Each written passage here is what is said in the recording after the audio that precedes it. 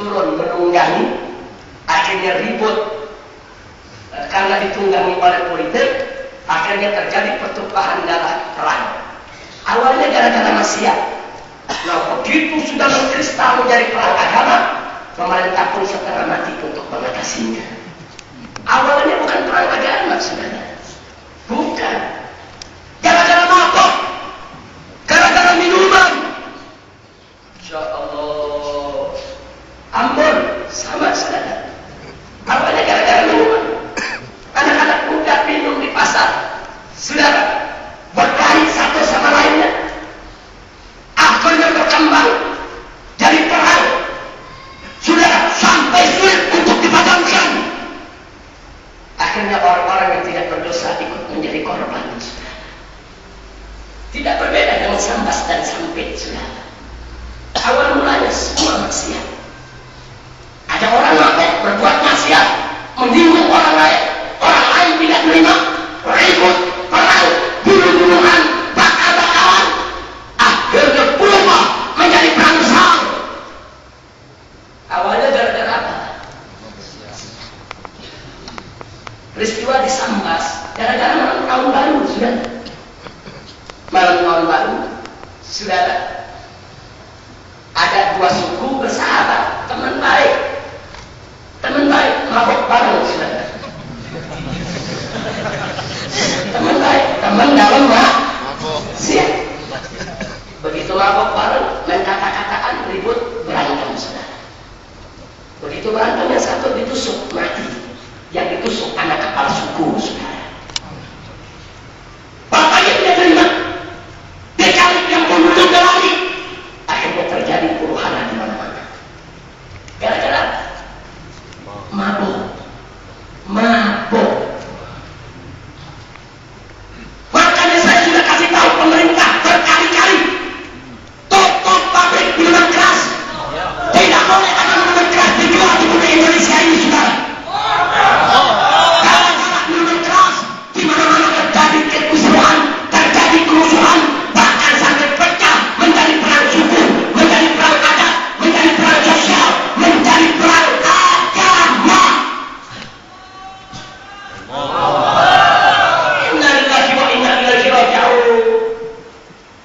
Jadi kalau pemerintah tetap membiarkan minuman keras ada di mana-mana, kemudian gara-gara minuman keras orang ribut, jadi ribut antar kampung, ribut antar suku, ribut antar golongan, ribut antar agama, maka yang bertanggung jawab adalah yang sengaja mengizinkan minuman keras untuk diperdagangkan juga.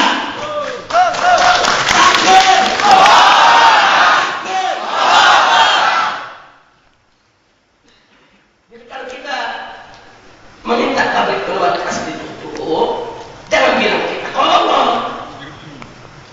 Kami dari Front Pembela Islam pernah datang ke DPR RI. Beberapa tahun yang lalu, kami minta supaya tempat pelacuran ditutup, pabrik minuman keras ditutup, dan seterusnya. Tahu-tahu ada anggota DPR bilang apa? Habib, Indonesia bukan negara Islam, Habib. Jangan ini haram, itu haram. Ini nggak boleh, itu nggak boleh. Ini bukan negara Islam. Coba lihat, saudara. Kami jawab, bapak-bapak anggota dewan, Indonesia memang bukan negara Islam, tapi Indonesia juga bukan negara setan. Betul?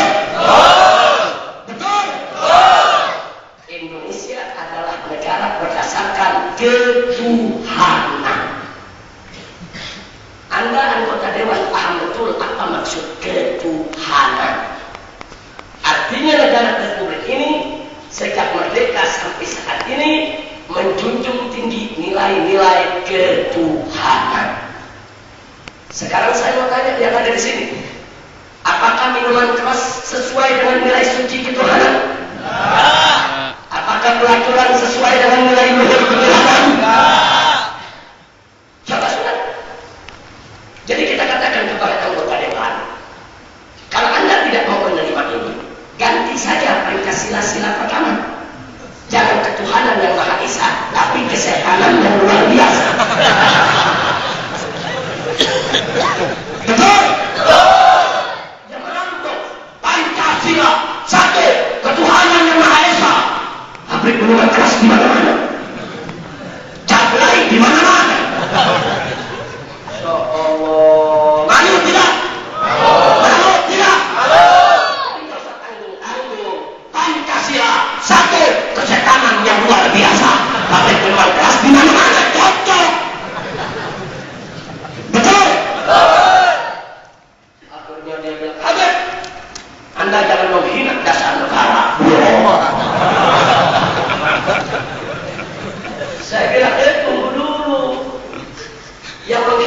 bukan kami.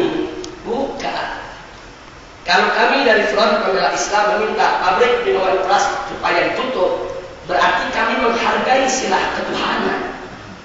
Kami tidak anti Pancasila, justru kami ingin mengamalkan silah ketuhanan. Betul? Tapi kalau anda yang mengizinkan pabrik minuman keras, anda biarkan itu kemungkaran, berarti anda yang menginjak-injak silah ketuhanan. Jadi bukan saya yang menghina dasar negara, anda yang menghina dasar negara karena sudah membiarkan perbuatan-perbuatan yang bertentangan dengan nilai-nilai luhur ketuhanan. Betul?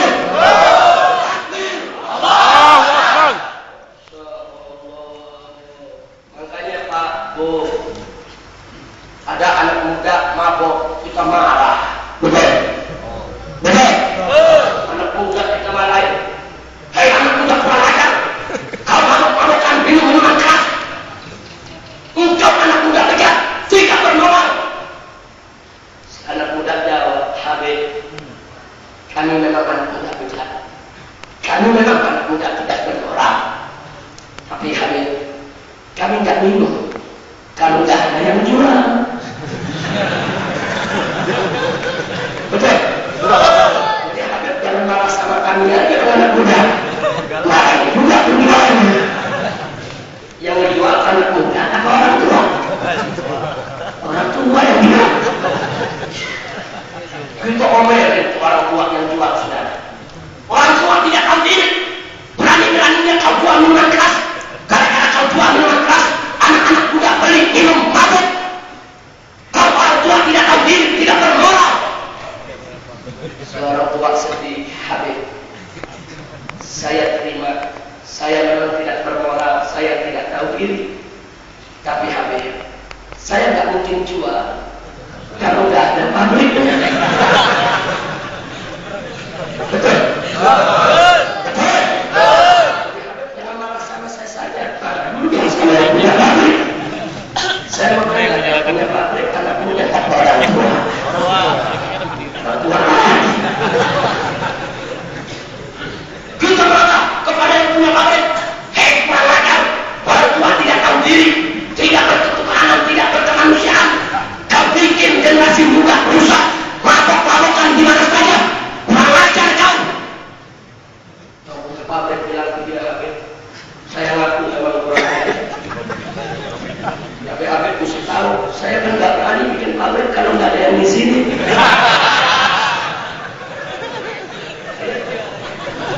Betul? Yang di sini siapa? Ahmed jawab nih. Dia jawab yang hormat. Yang di sini siapa? Di sini siapa? Kalau gitu yang dekat anak muda atau pemerintah? Anak muda atau pemerintah?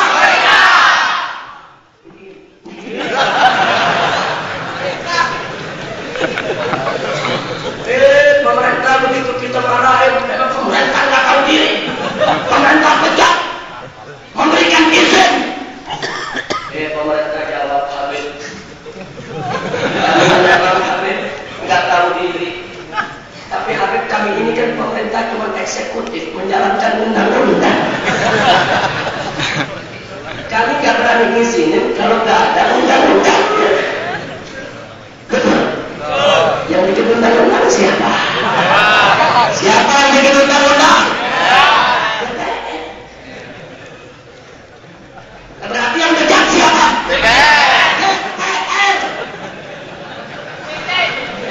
Jadi dewan kerusakan rakyat.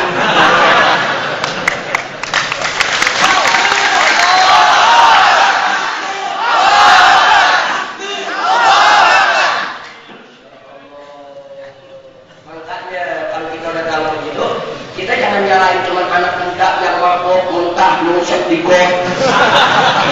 Dulu yang besarnya ada latar belakang.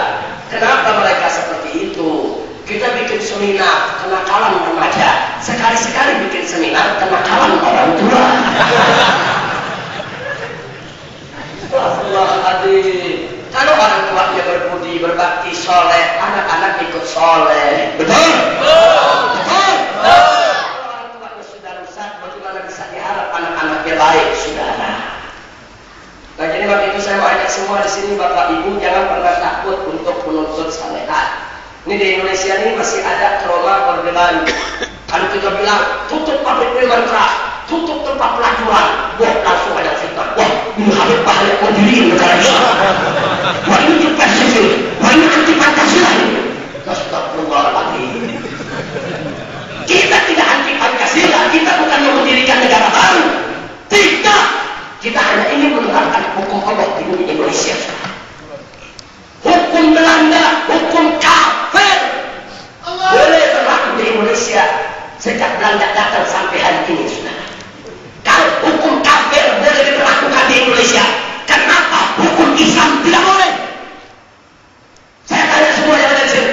Kalau hukum Belanda, hukum kafir diberlakukan di Indonesia lebih dari 400 tahun sampai hari ini, saudara. Nah kalau hukum kafir boleh berlaku, berarti hukum Islam boleh berlaku tidak? Boleh. Berlaku tidak? Boleh. Bukan lagi boleh. Wajib. Wajib.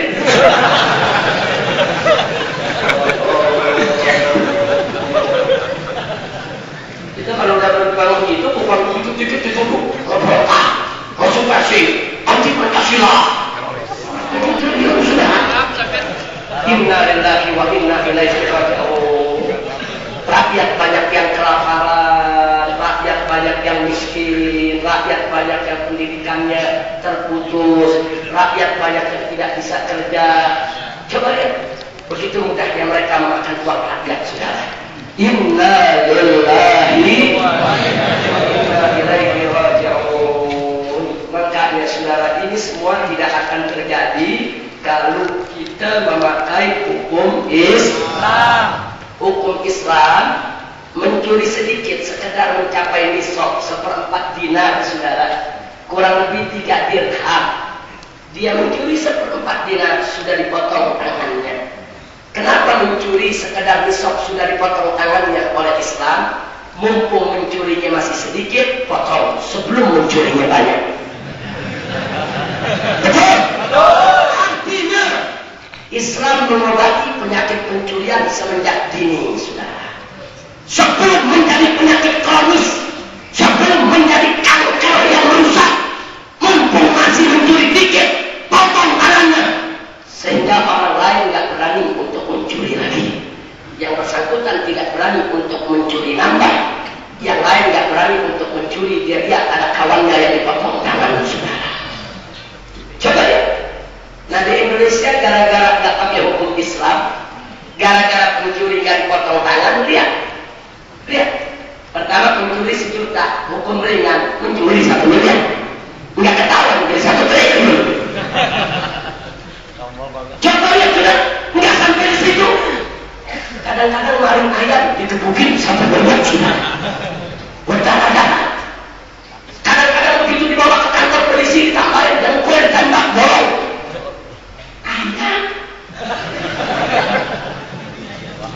Tapi begitu yang korupsi miliaran, triliunan, dijemput sama polisi pakai seringal, dikawal, saudara. Begitu naiknya mobil mewah, sampai di kantor polisi diperiksa di ruang AC, sambil merokok, sambil ngopi. Jadi itu apa? Dapat penangguhan penahanan. Ada maling ayam pernah dapat penangguhan penahanan? Ada nggak? Ada. Ada nggak? Ada. Apa hukumannya? Astagfirullahaladzim, saudara. Makanya kadang-kadang rakyat Indonesia bilang enak ya kalau nyolong gede. Ternyata kalau nyolong besar enak dibandingin nyolong kecil. Astagfirullahaladzim. Kenapa? Karena kita tidak menggunakan hukum Allah.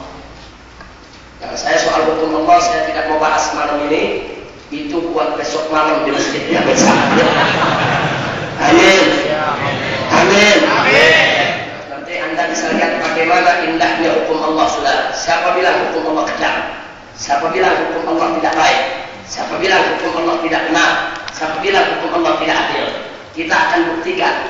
Insya Allah besok di Masjid Jami Sampit, hukum Islam adalah yang paling adil, paling bagus, paling indah, dan mampu menyelesaikan masalah sampai ke akar-akarnya. Dan besok akan kita buat perbandingan. Bagaimana hukum Islam menyelesaikan kasus bagaimana KUHP menyelesaikan kasus. Tahu KUHP? Tahu KUHP? Kasih uang habis perkara.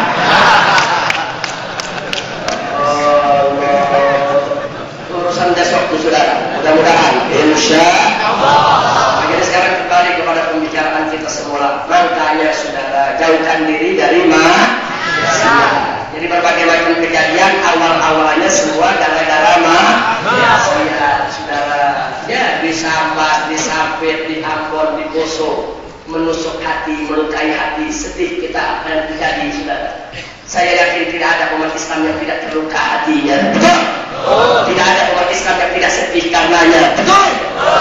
Tapi ingat saudara, ini semua pelajaran bagi kita. Kenapa semua terjadi? Karena kemungkaran dibiarkan di mana-mana, saudara. Manakala kemungkaran sudah dibiarkan di mana-mana, Pak, Bu, maka musibah akan datang bertubi-tubi. Karena orang yang beriman, tahu, yakin dan percaya antara musibah dengan maksiat itu punya hubungan sebab akibat, saudara. Di mana banyak kemungkaran, di sana akan datang berbagai macam bencana. Makanya saya ulangi apa yang tadi saya sampaikan ceramah di Sabuga tadi siang, saudara. Saya ingatkan satu cerita. Bagaimana Sayyidina Umar bin Khattab radhiyallahu taala anhu, tatkala beliau menjadi khalifah, terjadi gempa bumi di salah satu sudut bagian negeri. Kemudian Sayyidina Umar terkejut, saudara. Beliau sudah memimpin negeri dengan adil. Beliau pimpin negeri dengan amanah. Tidak ada korupsi, tidak ada tempat maksiat. Beliau terapkan hukum Islam. Kenapa masih terjadi bencana di salah satu sudut bagian negeri? Beliau tinggalkan ibu kota Madinah. Beliau datang ke negeri tempat terjadinya bencana, saudara. Sampai di sana, beliau kumpulkan masyarakat yang menjadi korban bencana gempa bumi, saudara. Begitu sudah kumpul, beliau lontarkan satu pertanyaan. Apa yang beliau tanya? Beliau tidak bertanya tentang berapa besar harga benda yang musnah. Tidak. Beliau juga tidak bertanya tentang berapa banyak nyawa yang melayang. Tidak. Tidak. Tapi yang beliau tanya adalah ayuhan nas. Hei masyarakat, dosa apa yang kalian perbuat? Maksiat apa yang kalian lakukan sehingga bencana datang menimpa kalian? Subhanallah, Masya Allah. Sayyidina Umar nggak pakai tading haring-haring nanya, sudah. Sayyidina Umar nggak khawatir rakyatnya tersinggung, tidak. Dia tidak peduli. Padahal kalau Sayyidina Umar ingin berbasa-basi, saudara, bisa. Hei masyarakat, tenang, sabar, ini ujian dari Allah. Hei masyarakat, tenang, sabar, ini cobaan. Nanti Allah juga akan ganti dengan yang lebih baik. Kalau Sayyidina Umar mau hibur begitu, bisa. Tapi Sayyidina Umar tidak suka menghibur macam itu, saudara. Kenapa? Karena kalau rakyat terlalu banyak dihibur, nanti lupa diri. Kalau sudah lupa diri, nanti tidak akan mampu introspeksi diri. Kalau tidak introspeksi diri, nanti tidak tahu kesalahan diri. Kalau tidak tahu kesalahan diri, maka dia tidak akan bisa memperbaiki diri, saudara. Makanya Sayyidina Umar bertanya dalam pertanyaan introspeksi.